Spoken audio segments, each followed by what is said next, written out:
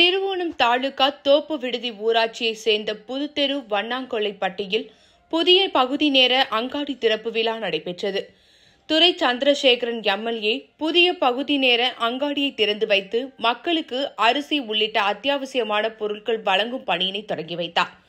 நிகழ்ச்சியில் முன்னாள் எம்எல்ஏவும் திருவோணம் வடக்கு ஒன்றிய திமுக செயலாளருமான கே.டி. மகேஷ் கிருஷ்ணசாமி, திருவோணம் தெற்கு ஒன்றிய திமுக செயலாளர் சோம கண்ணப்பன், திருவோணம் ஒன்றிய குழு தலைவர் செல்லம் சவுந்தரராஜன், ராஜாளி விடுதி கூட்டுறவு சங்க அலுவலர்கள் சந்திரசேகரன், ரவிச்சந்திரன் உள்ளிட்ட பலர் கலந்து கொண்டனர்.